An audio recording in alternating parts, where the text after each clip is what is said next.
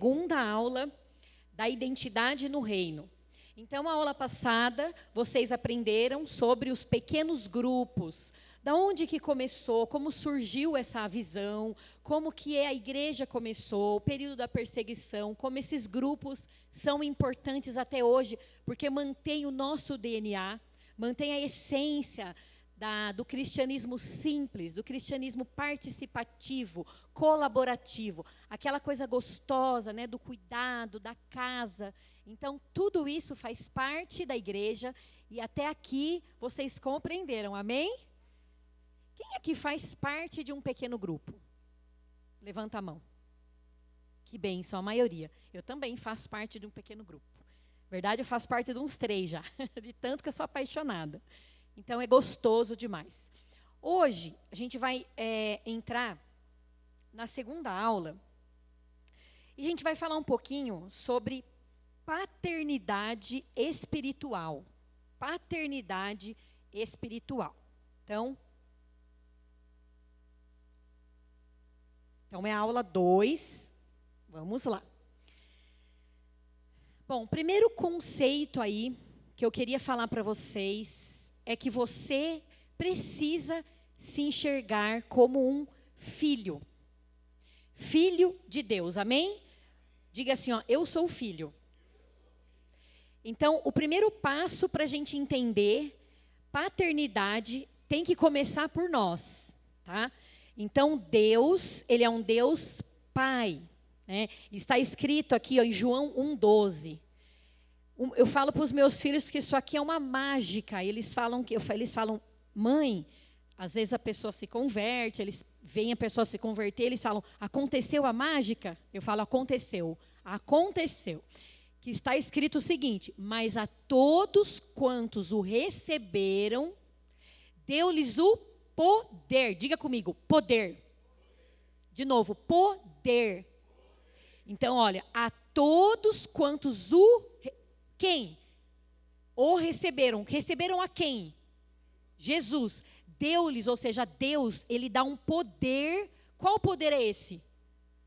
Poder de voar? Poder de fazer super-heróis aí, né? Derrotar, de ter força, de virar um inseto, não. O poder de ser filho. Então, perceba que o cargo máximo de poder, o maior presente que Deus podia te dar, é ser filho dele. Vou contar uma história para vocês. Quando eu me converti, eu era bem doidinha, sabe? Hoje eu estou um pouco mais controlada, mas eu era bem doidinha, né? Eu me converti com 17 anos. E eu lembro logo depois que eu tirei carta. E nós passamos uma situação financeira na minha família, na época da nossa conversão, muito difícil. E o meu pai, que era empresário, tinha 2 autopeças, ganhava bem, a gente morava num casão. De repente, meu pai perdeu tudo.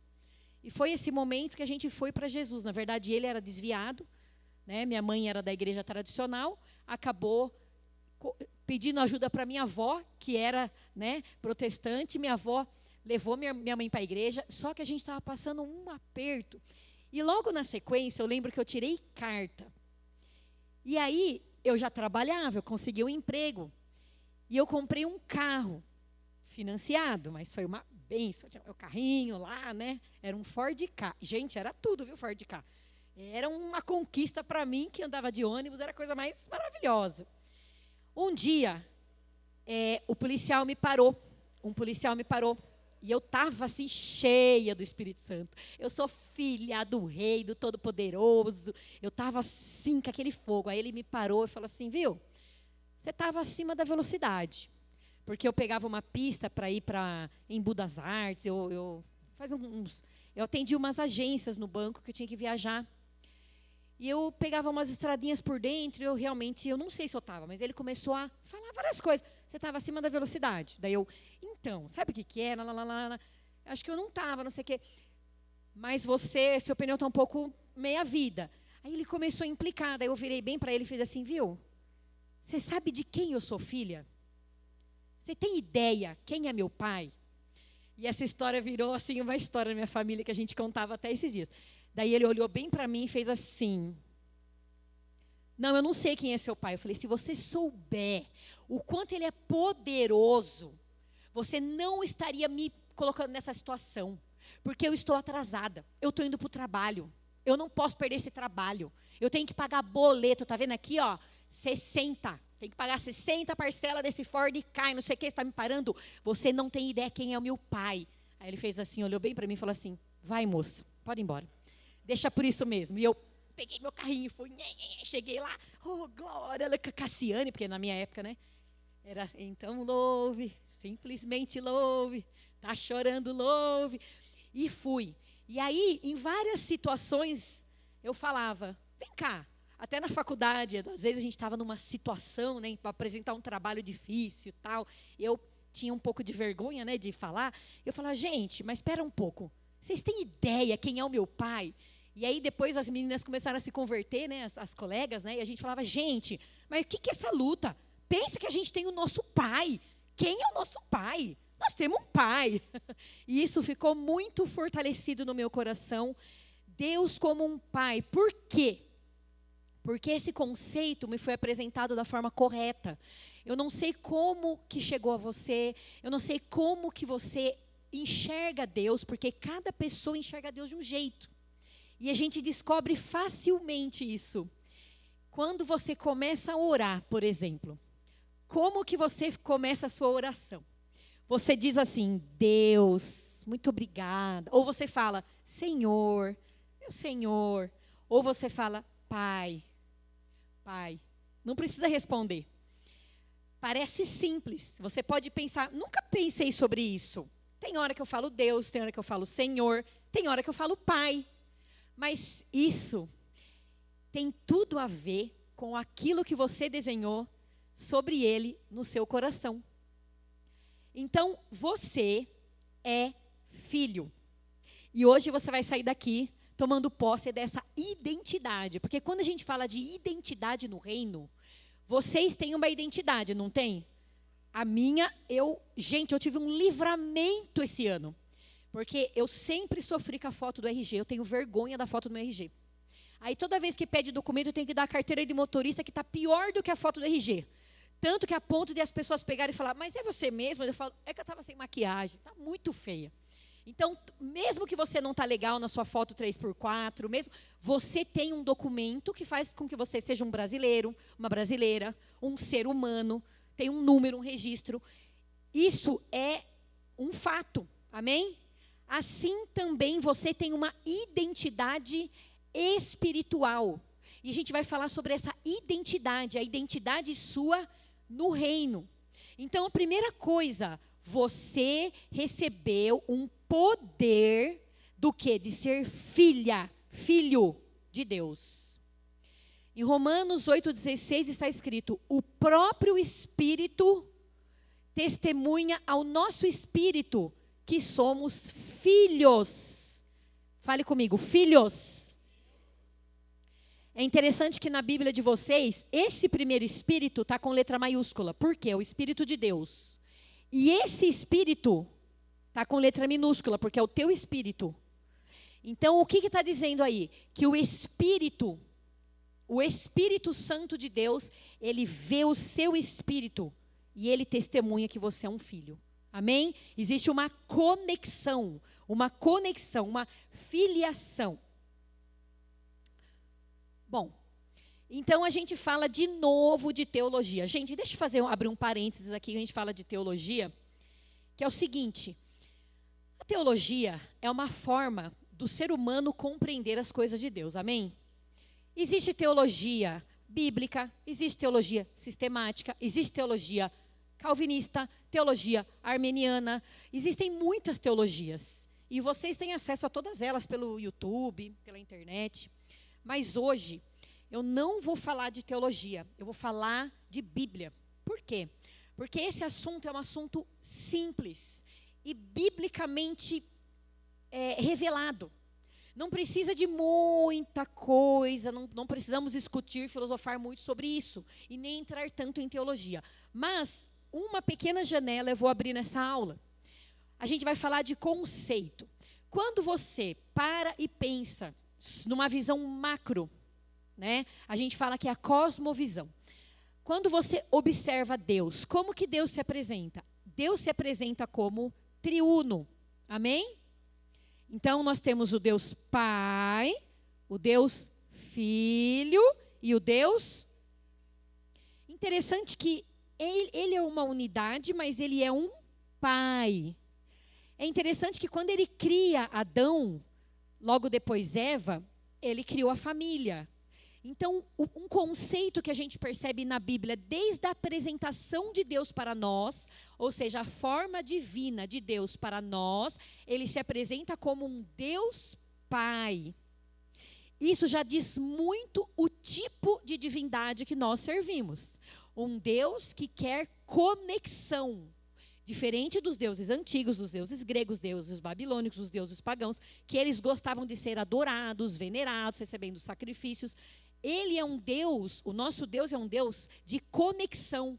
Por que ele se apresenta como um Deus Pai? Porque ele quer intimidade com seus filhos. Amém? Amém até aqui? Então aqui a gente está falando de cosmovisão. Então Deus, quando a gente olha para Deus, a gente já vê como é um Deus Pai, criou a família. E aí a gente bate, a gente tromba aí na primeira história interessante da Bíblia, quando a gente fala de Noé.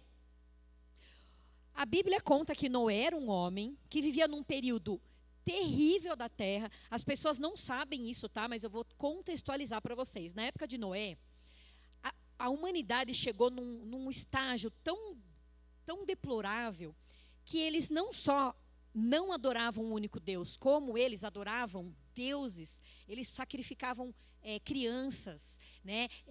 Os estudiosos dizem que nessa época era uma promiscuidade tão grande, uma maldade, uma crueldade.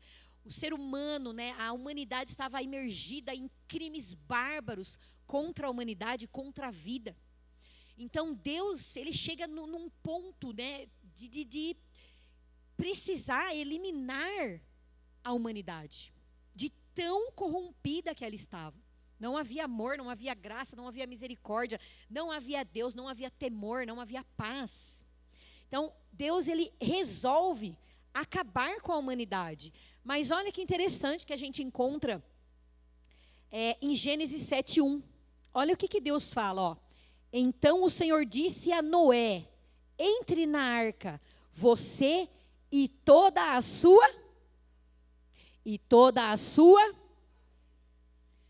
Porque a sua família é boa, a sua família me serve, a sua família teme a mim. É isso que está escrito? Leiam aí. Está escrito assim, ó. Porque você é o justo que encontrei nesta geração. Aí começa uma coisa interessante. Deus, ele não fala nesse primeiro momento sobre a família de Noé. Não importava muito, mas Noé era importante, porque ele era um justo. Então Deus resolveu salvar a família dele, porque ele era um justo. Tá bom? Então começa por aí. Deus valoriza a família. É a primeira lição que a gente aprende aqui. Deus valoriza a família. E essa arca também é conhecida como uma tipologia de Cristo. A Bíblia, o Velho Testamento, tem muitas tipologias de Cristo. O que é isso?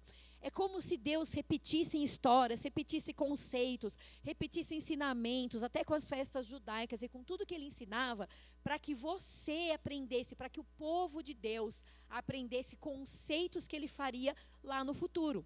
Então, por exemplo, hoje, nesse tempo veio aí o pecado e as pessoas morreram, mas aqueles que entraram na arca foram salvos, certo? A arca foi a proteção. Também lá na época da Páscoa judaica, quando vieram aquelas pragas do Egito, a última praga que ia matar o primogênito, Deus não ordenou que o povo colocasse nos umbrais das portas o sangue do cordeiro. E quando o anjo da morte ele ia entrar, ele não entrava porque ele via a proteção, né? Olha que interessante, Jesus hoje é a nossa proteção. E aí nós não seremos mortos, nós não vamos nos perder como aí no dilúvio. Então, conceito de família, desde Noé, desde o primeiro livro da Bíblia, nós temos aí esse conceito muito bem estabelecido. Deus, Ele quer que o ser humano tenha a família biológica, certo? Então, tem gente que fala assim, eu não gosto da minha família, eu não suporto minha família, desdenha a família, troca a família, não se reúne com a família, não honra a família, né? Mas Deus escolheu a sua família para você. Não foi para o teu irmão. O teu irmão tem a dele. Você tem a tua. Coloca a mão no seu coração e fala assim, ó, essa é minha. Pensa na sua família. Pensa naqueles membros difíceis aí. Deus colocou você nesta família. Então, Deus escolhe e coloca, porque Deus, Ele sabe tudo. Ele coloca você numa família biológica, mas também Deus, Ele quer que você tenha uma família espiritual. Então, todo cristão, ele tem a família biológica e ele tem também a família espiritual. Porque Deus valoriza famílias, a gente vai falar sobre isso. Aqui em Gênesis 2,18, Deus, ele fala assim que não é bom que o homem fique só. Então, a gente falou sobre isso na aula passada, a importância que é nós nos relacionarmos. Hoje a psicologia trabalha muito isso, a psicanálise. A pessoa vai falando, e a outra vai captando, dando devolutiva, né? Tantas linhas e abordagens da psicologia. Mas a Bíblia já dizia isso, confessai as vossas culpas uns aos outros para serem curados. Então, a fala produz um efeito, né? A amizade, o relacionamento que nós temos uns com os outros, está escrito na Bíblia que assim como com o ferro se afia o ferro, um companheiro afia o teu companheiro. Então, quando a gente se relaciona, nós crescemos, nos fortalecemos. Mas, vamos falar um pouquinho sobre família. A gente continua aqui, família biológica. Vocês sabiam que nem todas as pessoas chamam Deus de pai, porque elas têm um problema emocional com o próprio pai biológico delas? Às vezes não é algo que você consegue falar, reconhecer, mas é inconsciente.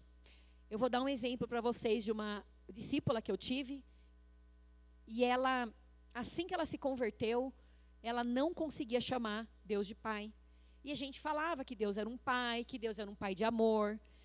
E ela falava, não queria que ele fosse meu pai, eu quero que ele seja o meu Deus. E a gente falava, mas ele é um seu pai.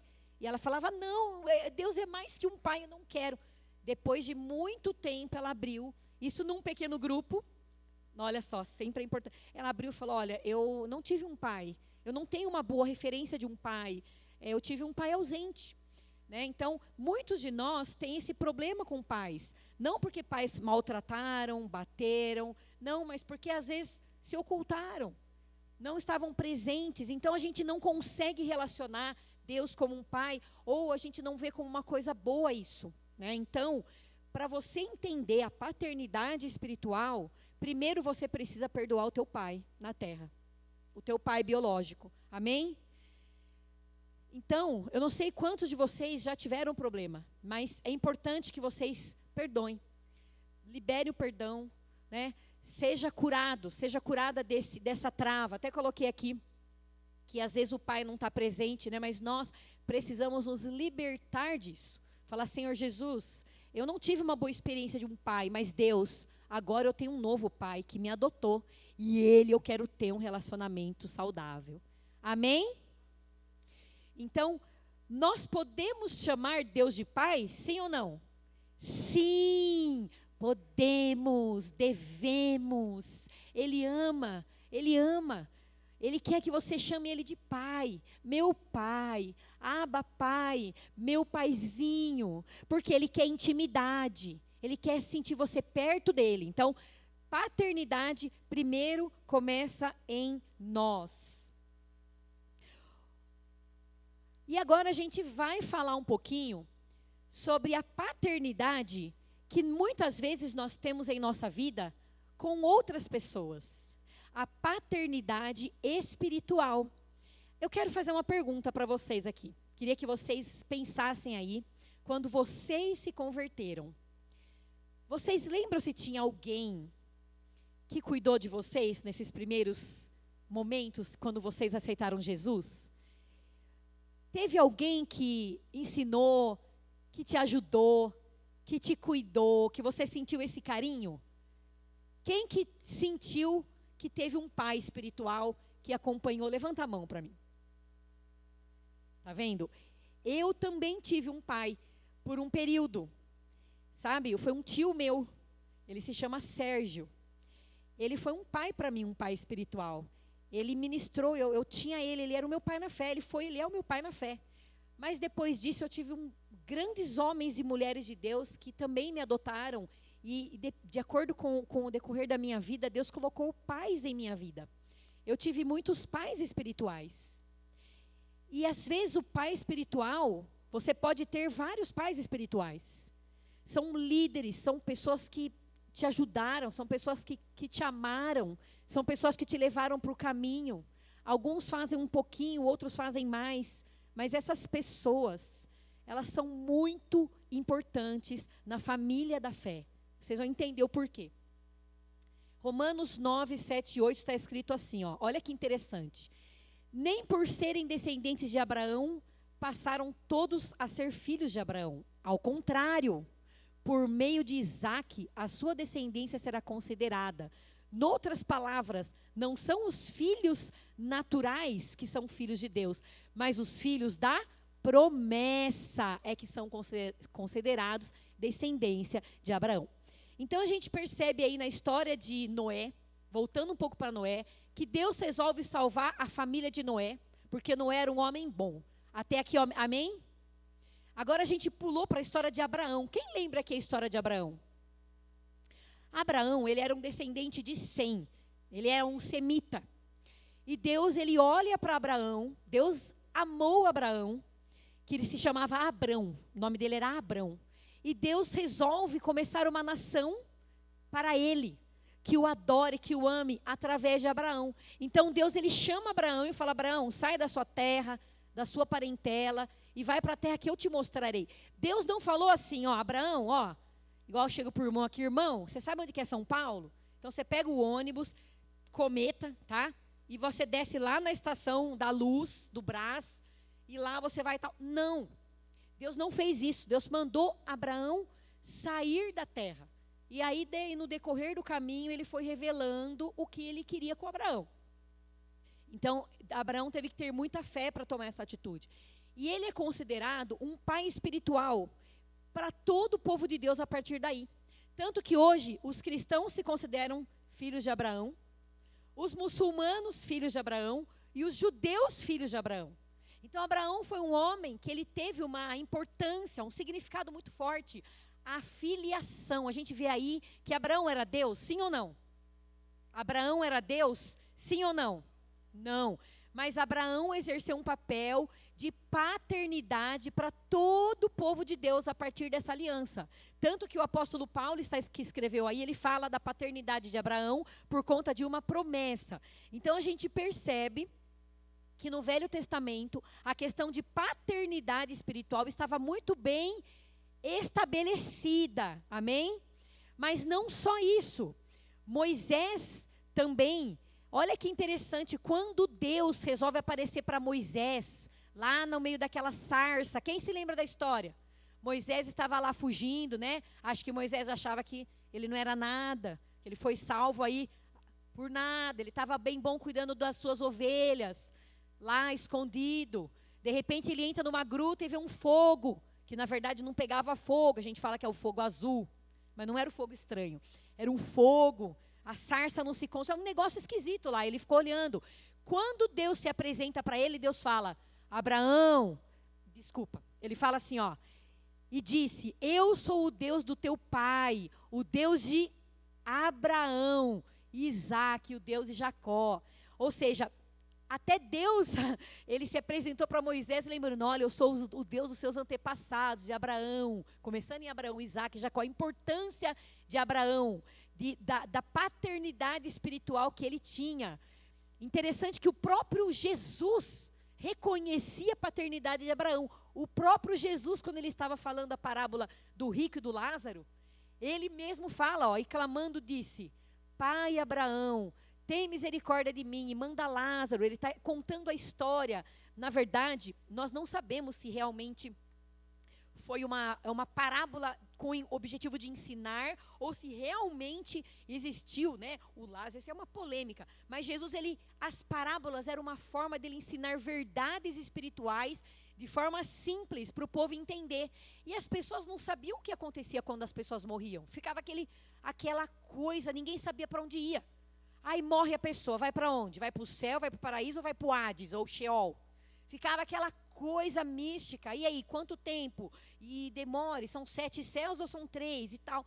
Então existiam aí muitos ensinamentos. Quando Jesus fala essa parábola do rico e do Lázaro, ele está mostrando o seguinte: ele está mostrando que existia o seio de Abraão e existia o inferno. Então ele deixou claro que era só 2 caminhos. E ele usa Abraão. E ele fala que inclusive o Lázaro, o rico queria que o Lázaro molhasse a boca dele, porque ele estava perto do pai Abraão. Ou seja, a paternidade de Abraão no Velho Testamento, a influência desse homem, que através dele, não biologicamente, não é que todos são descendentes de Abraão, são filhos de Abraão, mas aqueles que acreditaram na promessa eram considerados filhos de Abraão. Ou seja, paternidade espiritual. Amém? Até aqui tudo bem? Gente, isso é uma aula, não é pregação, tá? Pode levantar a mão, quem quiser. É estranho a gente estar com o microfone, mas é uma aula. Bom, então, até aqui vocês entenderam. Então, quando a gente olha para o Velho Testamento, até o momento que Jesus morreu por nós, até antes da sua morte, ou seja, o Velho Testamento, a paternidade de Abraão, a paternidade espiritual, estava muito bem estabelecida na Bíblia. Isso era muito normal. Olha o que Estevão, ele falou, ó. Estevão, isso aqui já está em Atos, mas Jesus não tinha morrido ainda, certo? Perdão, Jesus já tinha morrido, mas Estevão, ele participou, ou seja, ele participou da aliança da mosaica e depois da graça. Claro que Jesus já tinha morrido, me perdoem por isso. Tá vendo que pro também às vezes dá umas erradas? E olha o que ele diz aqui em Atos 7:2, ó. E ele disse: homens, irmãos e pais, ouvi. O Deus da glória apareceu a nosso pai Abraão, estando na Mesopotâmia, antes de habitar em Harã. Então o próprio Estevão reconhecia a paternidade de Abraão. Mas Estevão era filho de Abraão? Não. Abraão tinha vivido muitos anos antes de Estevão, mas ele reconhecia o quê? Uma promessa, aquele princípio bíblico de serem filhos da promessa de Abraão, lá quando Deus chama Abraão em Gênesis. Gente, nós estamos aqui em Atos.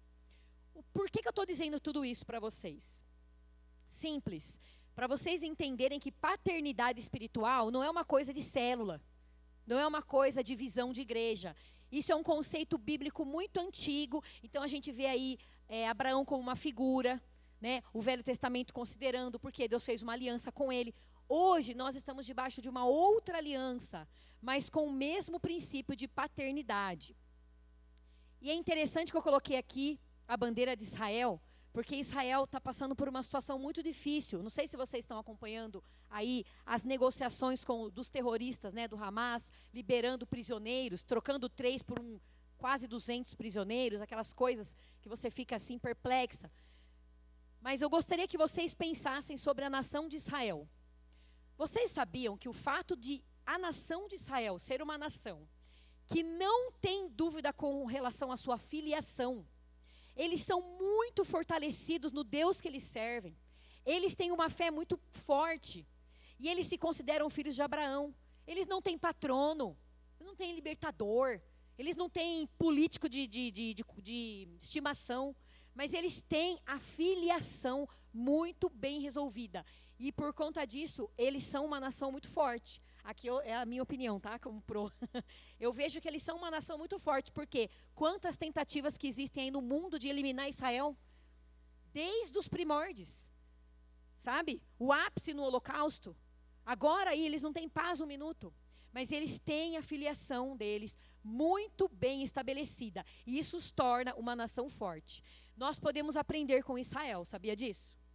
Quando você tem uma paternidade muito bem estabelecida, você também se torna forte. Então, a sua força está na tua filiação. Amém? Lembra de mim no carrinho lá, o policial me parando? Você tem ideia de quem é meu pai? Você sabe quem é o meu pai? Sabe, às vezes você vai ter que olhar para o teu inimigo, para o teu problema e falar assim, você tem ideia de quem é meu pai? Você sabe de quem eu sou filha? Eu sou filho. Amém? Bom, então, continuando. Como é que Jesus chamava Deus? Olha que interessante que eu vou contar para vocês agora uma coisa. Eu vou contar um segredo para vocês aqui. Eu não sei se vocês já sabiam disso. Se vocês sabiam que em todas as vezes que Jesus orou no Novo Testamento, todas as vezes Jesus chamava Deus de Pai? Eu coloquei só 2 versículos aqui, ó. Pai, glorifica o teu nome. Naquele tempo, respondeu Jesus, disse, ó Pai, Senhor do céu e da terra. Vocês sabem qual foi a única hora, o único momento na Bíblia que Jesus não chama Deus de Pai? Quem sabe? O spoiler está aqui atrás de mim. Quando ele estava morrendo na cruz por você. Na hora que ele estava morrendo, no último suspiro que ele estava dando, quando ele estava para consumar a sua morte, ele clamou, Eli, Eli, lama sabachthani. Não sei se é essa a pronúncia, porque é aramaico, não preciso falar aramaico, mas quer dizer, meu Deus, por que me abandonaste? Sabe por que ele grita? A única vez que Jesus orou, presta atenção aqui, ó, e não chamou Deus de Pai, foi porque você estava recebendo essa filiação. Ele estava morrendo sem um pai, para você morrer com essa filiação. Entenderam? Isso se chama justificação. Isso se chama graça. Graça imerecida. Então, o único momento que Jesus fala Deus, ou seja, todo o pecado da humanidade cai sobre Jesus nessa hora, aí Deus, Deus se afasta dele, e ele sente, e ele morre sozinho. Ele morre sem Deus aí. O próprio Deus encarnado morreu distante de Deus, para que você pudesse morrer e ter Deus, e ter a salvação, e ter essa filiação. Amém? Então, filiação é você reconhecer e saber qual é o seu lugar no reino de Deus. Mas a história não para por aí. Jesus, ele deixou promessas, maravilhosas, de que após a morte dele, nós não ficaríamos órfãos. E por que é tão importante a gente falar de orfandade? Porque hoje no meio da igreja, presta atenção, hoje no meio da igreja, a maior parte dos problemas com os cristãos está em orfandade. Tá? Não é que a pessoa não acredita em Jesus. Não é isso. Não é que a pessoa não está, muitas vezes, obedecendo a palavra. Não. Mas ela não consegue entender a identidade dela no reino. E por isso ela está padecendo, sofrendo, andando em círculo, não consegue sair daquela luta, porque a identidade dela não está estabelecida. Pergunto, você tem a sua identidade estabelecida? Você é o quê? Isso tem que ser muito claro para você, amém? Então aqui está em João, na verdade vos digo que aquele que crê em mim também fará as obras que eu faço, e as fará maiores do que estas, porque eu vou para o meu Pai.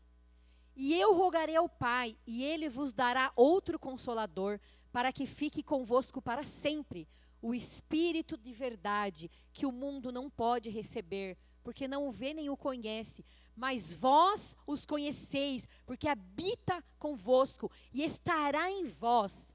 Não vos deixarei, voltarei para vós. Então, você é órfão? Não, você não é órfão. Você tem um pai, e esse pai quer conexão. Ele quer que você entenda isso.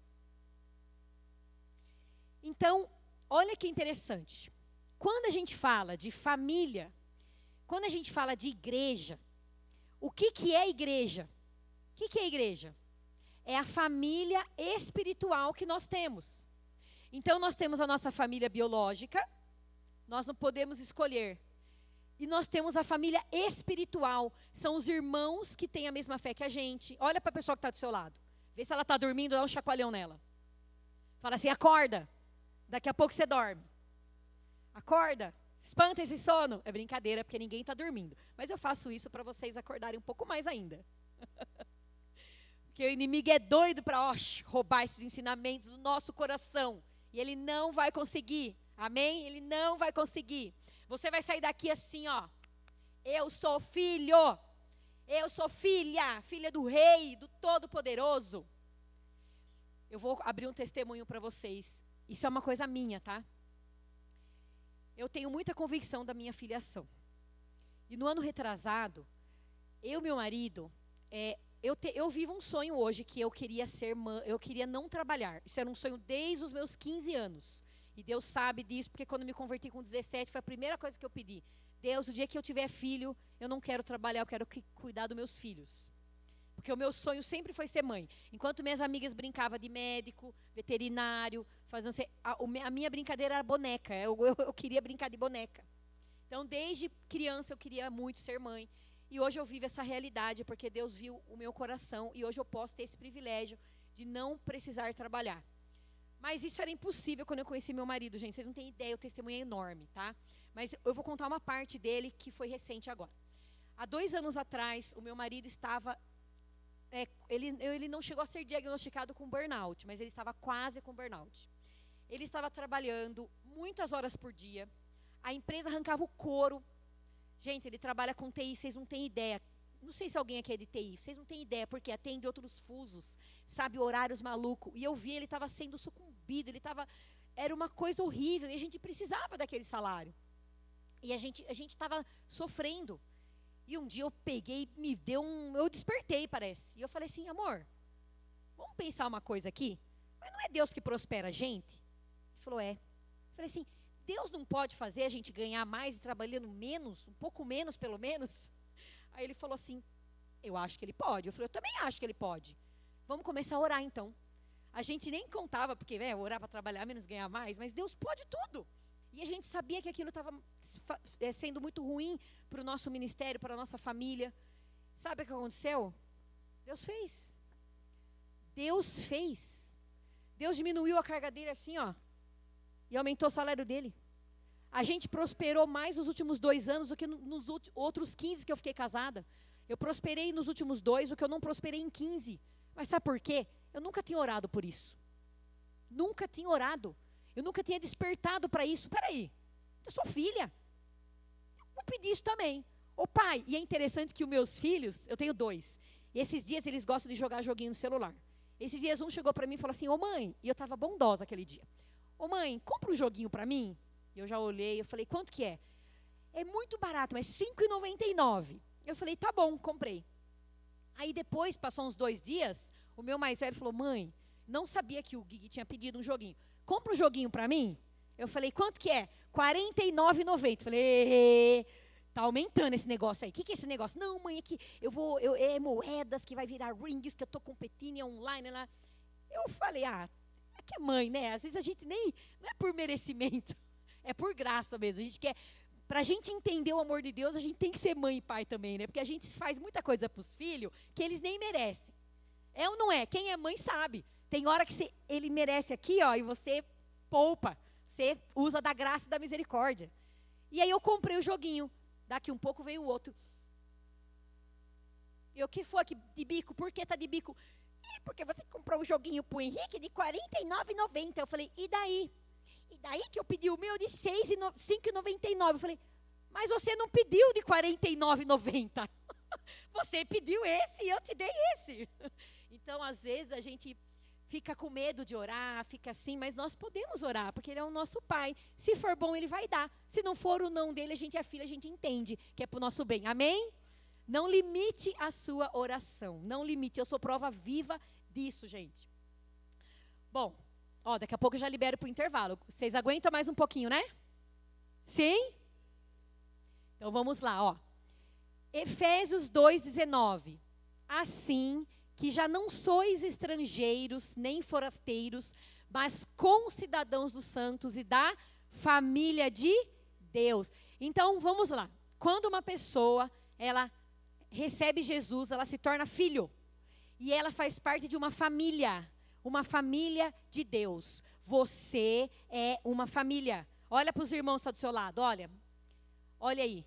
Está olhando a carinha deles? Vocês estão achando essas pessoas fofas, lindas, maravilhosas? Porque essas pessoas são a tua família espiritual. Às vezes você olha para o irmãozinho e fala, Deus, o Senhor está me testando com essa irmã aqui. Ai, que prova, bem ela no ministério comigo. Bem ela de dupla comigo para fazer tal coisa. Irmã, é isso. Sabe por quê? Porque Deus escolheu essa irmã para trabalhar com você, para te moldar, para moldar ela. É assim. Nós temos que olhar os irmãos com amor, porque é a família que Deus escolheu para você. Não é à toa que você caiu aqui. Eu não sou a favor de ficar mudando de igreja. Eu sou muito tradicional nisso, gente. Olha, eu estou convertida. Nossa, não vou nem fazer a conta. Eu tenho 43 anos. Eu fui com 17 anos. Sabe quantas igrejas eu fiz parte? 2, em todos esses anos. 2. E quando eu saí de uma foi porque praticamente eu tive que sair. Eu não tive escolha. Porque eu valorizo pessoas. Para mim a igreja não é um CNPJ, não é instituição, não é nem só os pastores, são as pessoas. Porque você se apega, você se conecta, você demora para fazer amizade, para entender. Eu já tenho esse conceito que igreja não é perfeita. Igreja nenhuma é perfeita. Eu tenho a pena dos irmãos, pastora, desculpa falar isso, mas é a realidade. Porque eu sou velha de igreja. Às vezes o irmão vem e fala, eu vou sair da igreja. Por quê? Por causa que a igreja tem isso. E aí começa em uma outra e fica tudo iludido. Sabe? E fica tudo feliz. Não, porque aqui sim. Uma vez eu tinha uma discípula, né? Eu cuidei muito dessa discípula, gente. Gente, eu paguei um preço por essa discípula. De todas as formas que você pode imaginar. Pra vocês terem uma ideia. Gente, eu não posso falar, porque vai que está gravando. Mas assim, está gravando. Eu paguei um preço muito alto por essa pessoa. Aí essa pessoa um dia chegou para mim e falou assim, ó, quer saber? Eu não tenho discipulado. Eu não tenho discipulado. E eu vou para tal pessoa caminhar com tal pessoa. Gente, mas eu sofri. Sabe quando a gente era, eu assim, hoje eu não tenho mais esse pensamento. A pessoa quer ir, eu falo amém. Às vezes Deus está levando para um outro momento. Mas eu sofri. Mas eu sabia o que eu tinha feito por essa pessoa. Daqui a um pouco a pessoa volta, depois de uns 2 anos. Ai, eu não tinha visto direito. Você sim cuidava de mim. Eu fui amada. Agora eu sei que eu fui amada. Igreja é a mesma coisa. Às vezes a gente sai, aí você vem para uma igreja. Aí você começa na sala de estar da igreja. Quem que vai na sala de estar? Se você chegar na minha sala hoje, você vai falar, uau, que casa linda. Mas vai lá na cozinha, vai na lavanderia para você ver. Quando vai chegar a visita na minha casa, eu chuto para a lavanderia tudo assim, ó. Eu não tenho tempo, eu chuto tudo lá e fecho a porta. Às vezes roupa, mistura até com o que vai passar, com o que vai lavar, enfio tudo lá. E as irmãs falam, nossa, que mulher virtuosa. Mas não chegou na lavanderia. Às vezes tem louça na lava-louça, enfio tudo lá, nem aperto o botão, boto lá de qualquer jeito. Para ninguém ver, porque a sala de estar, igreja é a mesma coisa. O irmãozinho chega, é tudo lindo. Daqui um pouco ele começa, posso lavar uma louça para você, pastora? Posso lavar uma louça? Quer que trabalhar? Então vem entrando na cozinha, e chega lá, pô, pastora, mas detergente não é IP, é Limpol? Detergente é não sei o quê? Mas não tem pano para enxugar essa louça? Então a gente começa a ver defeito. Aí você se ilude, não, eu vou sair da igreja porque eu vou lá. O outro pastor, ele tem outros defeitos, talvez não os mesmos, mas ele tem outros defeitos. Porque todo lugar tem defeito, só que a gente perde nessas rupturas. A gente perde porque a gente perde conexão. Olha, eu estou cheia de amigas e amigos que foram mudando, hoje eles não se conectam mais com nada, porque não formaram raiz. E família, quando a Bíblia fala assim, ó, assim já não sois estrangeiros e nem forasteiros. Você, irmão, não é estrangeiro, não é forasteiro. O que é estrangeiro e forasteiro? Estrangeiro e forasteiro é uma vida sem raiz, sem cultura, sem compromisso, sem sensação de pertencimento. Sabe, quando a gente pula muito para lá, para cá, cada ano numa igreja, você não se pertence, você não sente mais. Deus está em você. Eu não estou dizendo que você perde a salvação, mas você não se enquadra mais em lugar nenhum. Tomem cuidado com isso. Não estou dizendo que é para sempre, não é isso. Mas cuidado com as ondas que às vezes vêm levar a gente. Eu tenho certeza que a pastora pensa igual. Porque ela vive isso também. Ela é também crente antiga, né? Nós somos as ovelhas, né, pastora? Ovelhas. Ela até mais que eu, não de idade, mas de tempo, talvez. Mas sabe, irmãos, família da fé indica conexão. E nós precisamos nos conectar uns aos outros, e é isso que faz a gente ser igreja.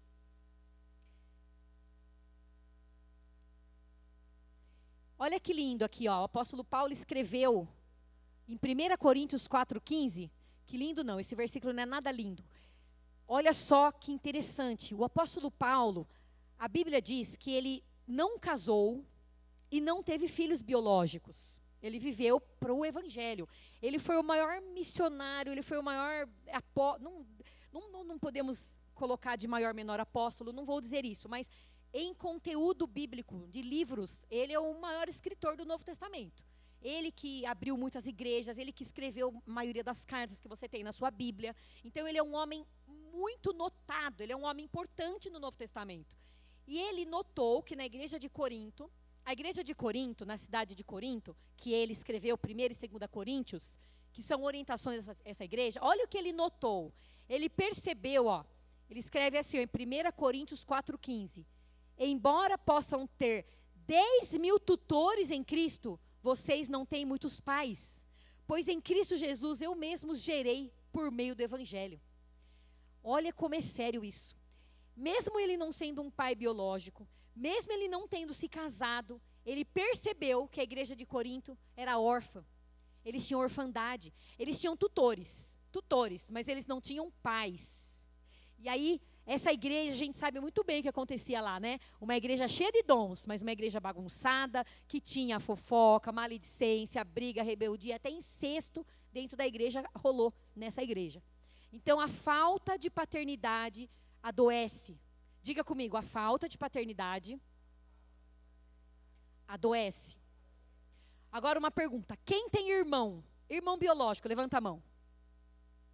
Quem tem irmão mais novo, fica com a mão levantada.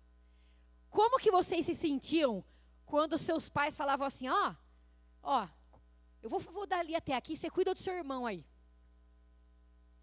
Cuida do seu irmão. Era legal cuidar do irmão mais novo? Era um saco. Era um saco. Você quer acabar com o meu mais velho? É falar assim, Ricão, ó, a mãe e o pai vai dar uma saída ali, você cuida do Guigui. Ele, Às vezes eu falo, Henrique, vai ter uma festa de aniversário, você vai levar o Guigui. Não quero. Não, mãe, não, tudo menos isso. Porque o irmão, o sentimento de cuidar do outro irmão é um saco. As pessoas não querem cuidar. É a mesma coisa na família da fé. Às vezes o irmão não consegue enxergar a paternidade. E ele fica assim, eu tenho que cuidar dessa irmã? Essa irmã está dando muito trabalho, está pesando para mim. Mas isso é família? Não, isso não é família. Então, pensem o seguinte. Será que a nossa igreja tem tutores ou pais? Eu vou abrir para agora, então chegou a hora do intervalo. Então eu vou abrir para um intervalo. Gente, 10 minutos de intervalo, ó.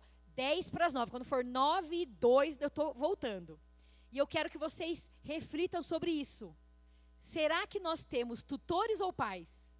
E aí a pergunta, eu jogo para você, eu jogo a bola para vocês.